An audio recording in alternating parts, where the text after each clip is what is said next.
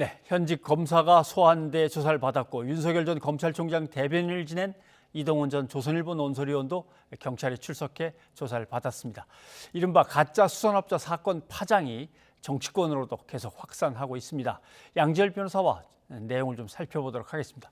어서 오십시오. 안녕하세요. 예. 자, 지금 수사가 도대체 어떻게 진행이 되고 있습니까? 일단 지금 수사 대상자, 그러니까 입건된 사람 외에 뭐 참고인이라도 진술을 했던 사람들까지 포함한 28명에 대한 조사를 끝냈다라고 28. 하고요. 예.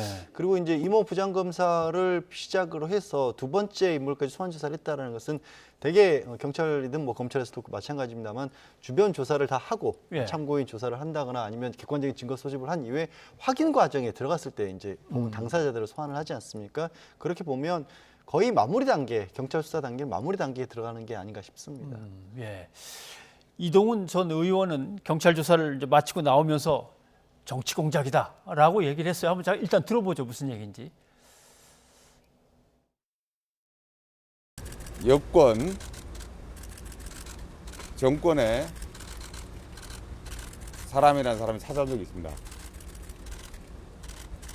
Y를 치고 우리를 도우면은 없던 일로 만들어주겠다 이런 말을 했습니다. 경찰과도 조율이 됐다 뭐 그런 식으로 얘기했습니다. 저는 안 하겠다, 못 하겠다 했습니다. 제 얼굴과 이름이 언론에 도배가 됐습니다. 윤 총장이 정치 참여를 선언하던 그날입니다. 사태가 걷잡을 수 없이 커졌습니다. 공작입니다. 금품 향응 같은 걸 받았냐 안 받았냐의 문제가 아니라 받은 걸 가지고 누가 와서 이렇게 딜을 하려고 했다 이런 뜻입니까? 그러니까 저 말이 어떤 의미를 듣고 포함하고 있는지 잘 해석이 좀 안 되는 부분이 예. 있습니다. 본인이 말씀하신 것처럼 금품이나 향응 같은 것을 받은 사실이 없다라는 건지 예. 아니면 그걸 빌미로 해서 지금 뭔가 여권에서 공작을 하려고 했다는 것에 중심을 둔 건지 아니면 처음부터 금품이나 향응 자체도 어찌 보면 뭐 공작의 일환으로 주장을 하는 건지 그 부분은 좀 명확하지 않거든요. 예. 게다가 저 이동훈 전 대변인 사퇴했던 시점 같은 경우에는 윤 전 총장이 정치 참여를 본격적으로 선언하기 전이거든요. 그러니까 만약에 뭐 본인이 지금 얘기한 것처럼 공작 차원에서 얘기가 된다라면 차라리 뭐 공작 그 전에 그만두도록 하지 않고 그렇게 네. 그 수사 사실이나 이런 것들을 좀 알려주거나 이렇게 해서 그만두지 않고 오히려 이후에 공작이라면 이후에 윤 전 총장이 본격적으로 활동한 이후에 어찌 보면 이런 일이 터트린다 표현이 좀 그렇습니다만 이게 더 맞지 않았을까? 어찌됐든지 간에 저 얘기 자체는 전제가 되려면 뭐가 됐든지 간에 본인이 어떤 잘못을 한 부분이 있는지 없는지를 깔끔하게 인정을 하고 그 이후에 거기에 추가적으로 해서 혹시 이거를 좀 잘못 이용하려는 사람이 있다 이런 식의 얘기라면 그나마 좀 귀를 기울일 수 있을 것 같습니다. 예. 아무튼 정치권에 뛰어들기 훨씬 전에 이제 벌어졌을 일인데 지금 저렇게 설명을 합니다.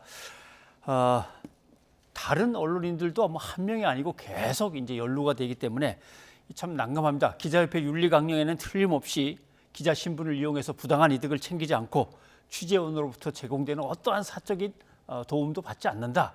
이렇게 그냥 못이 박혀져 있는데 네. 다른 언론들이 계속 추가로 입건되니까 뭐라고 참 드릴 말씀이 없는데 어떻습니까? 이게 언론사 기자들이 이렇게 많이 연루될 거라고 맨 처음에 생각을 못했습니다.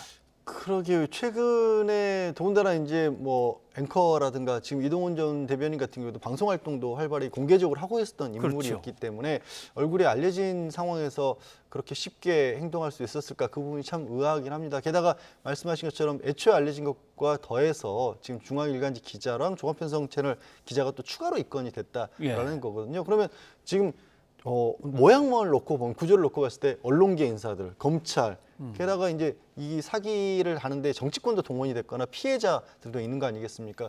그야말로 뭔가 대한민국 내에서 이 어떤 뭐 여론을 이끈다거나 아니면 커다란 뭐 어떤 정책을 결정한다거나 큰 영향력을 줄 수 있는 인물들을 중심으로 해서 이 가짜 수산업자가 접근을 했고 또 그 사람들을 저렇게 쉽게 포섭을 했다는 사실 자체가 되게 믿어지지 않는 그런 상황입니다. 예. 어찌 보면 뭐 자업자득이기도 합니다. 왜냐하면 2016년 이제 국정농단 때 조선일보 주필이 호화 해외 여행까지 이제 향을 박는 거 뭐 이런 거 저런 거 해도 나중에 이제 처리할 때 보면은 흐지부지 솜방망이로 끝난다거나. 그다음에 박수환 문자 사건도 있었죠. 로비스트 박수환 씨 문자에 언론인들이 줄줄이 들어가도 별로 뭐 이렇게 엄하게 처벌받지 않고 끝난다거나. 결국 그런 것들이 쌓이다 보니까 예. 논란이 있었습니다만 그 이른바 김영란법, 청탁금지법을 만들 때 대상으로 언론인들이 포함이 된 거거든요. 예. 사실 그런 부분들이 포함이 됐을 때 굉장히 이제 언론계에서는 반발도 좀 있었습니다만 이게 현실로 드러나고 실익이 있었다는 게 이번에 사실은 증명이 된 셈이죠. 네. 자, 검찰 쪽으로 좀 넘어가 보자면 현직 검사도 조사를 받았습니다. 뭐 현금 받은 것도 있고 자녀 학원비 명품시계 뭐 얘기가 계속 나오는데 경찰이 직접 검사를 불러서 조사할 정도면은 뭐 증거는 확실히 확보했다 이렇게 봐야겠죠. 이미 소명 자료를 가지고 압수수색 영장을 받아서 최초로 압수수색을 한 거 아니겠습니까? 예. 그러니까 경찰이 검찰의 부장검사를 압수수색했다는 것 자체가 최초였고 그걸 할 수 있었다는 건 기존에 가지고 있는 증거들도 어느 정도 있었지만 거기서 추가적으로 또 확보가 됐다. 언론을 통해서 알려진 바로는 그런 어떤 시계라든가 현금을 받고 이 감사하다라는 문자 메시지 같은 것도 보냈던 걸로 그런 것들이 내용이 확보가 돼 있거든요. 그래서 이 부분에 있어서는 지금 와서 부인한다는 것이 얼마만큼이나 큰 의미가 있는지, 그러니까 뭐 당연히 검경 수사권 조정으로 경찰도 수사권을 가지고 있다고 하지만 예. 뭐 과거의 전례에 비춰봐도 그렇고 지금도 아직까지 힘의 어떤 크기로 본다라면 비교할 수 없을 정도로 검찰이 압도적이지 않습니까? 네. 그럼에도 불구하고 이런 정도 조사를 할 수 있었다는 건 경찰로서는 어느 정도 확고한 증거를 확보하고 있기 때문이 아닐까 싶습니다. 네. 아무튼 검사 같은 경우 예전에 스폰서 검사 사건이 워낙 크게 터졌기 때문에 이제는 뭐 그러지 않겠지 했는데 또 이렇게 줄줄이 나오니까 그 스폰서 관행이 아직도 계속되고 있는 건가 이제 이런 의혹들이 제기가 됐고 법무부는 여기에 대해서 관행, 검찰의 문화 자체, 스폰서 문화 자체를 갖다가 뿌리 뽑겠다라고 했는데 뉴스가 있는 저녁에 어제 박범계 법무장관이 나와서 직접 한 얘기가 있습니다. 한번 들어보죠.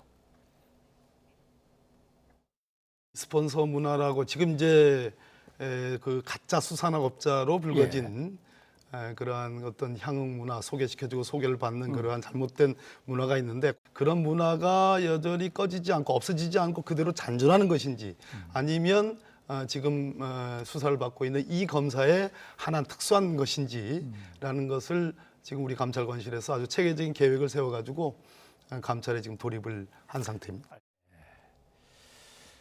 다수의 검사가 그럴 거라고 생각은 안 하지만 드러나는 걸로 봐서는 스폰서 문화가 어느 정도는 아직도 잔존하고 있다 이렇게 봐야 될 것 같습니다. 이게 도대체 어디에서 시작되는 건지 왜 이렇게 뿌리가 깊은 건지 이 얘기를 좀 해봐야 될 것 같습니다. 글쎄 뭐 원인을 분석하면 굉장히 여러 가지 예. 얘기를 꺼낼 수가 있을 것 같습니다만은 기본적으로 대한민국의 과거에는 검찰뿐만 아니라 많이 이런 어떤 이익이라든가 권력이라든가 결부됐던 경우들이 굉장히 많았죠. 사실 두 사람의 전직 대통령도 그것 때문에 지금 예. 수감 중 아니겠습니까? 그런데 문제는 다른 조직들, 다른 어떤 권력기관으로 불리거나 사정기관이나 이런 것들도 다 자체적인 감찰의 힘이 굉장히 강력했었고 무엇보다 그런 것들이 점점점 문제가 될 만한 상황이 됐을 때 그걸 정리를 했던 게 사실 검찰의 역할이었거든요. 예. 그러니까 검찰이 그런 부분에 있어서는 일을 잘했던 거죠. 그런데 이게 검찰 스스로에 대해서만큼은 굉장히 관대했다라는 게 지금 이런 일에서 드러나는 거죠. 그 누구도 그러니까 검찰이 다른 조직에서의 부패한 부분이나 다른 조직에서 이런 비슷한 문제가 있으면 굉장히 엄격하게 다스렸지만 검찰 스스로에 대해서는 검찰도 스스로 못했었고 뭐 상대적으로 권력으로 견제할 수 있는 장치가 있는 국회도 검찰에 대해서만큼은 들여다보질 않았고 다른 어떤 수사기관도 검찰에 대해서 직접적으로 수사할 수도 없는 상황이었지 않습니까? 그것이 결국에는 공수처까지 이끌어냈던 것이고요. 결국 이번에 감찰을 한다고 하지만 기존의 감찰도 다른 조직의 감찰을 생각해 보시면 어느 뭐 기관, 행정기관 이런 것들도 다 감찰 조직하면 그 내부에서는 저승사자처럼 불리는데 예. 검찰 내에서 감찰이 그렇게 강력하다는 얘기는 들어본 적이 없거든요. 그건 역시 검찰은 스스로도 다스리지 못했고 외부에 이 검찰을 들여다볼 수 있는 기구도 없었던 것이 결국에는 이런 정도의 어떤 좀 불감증이라고 할까 이런 걸 만들어낸 게 아닌가 싶습니다.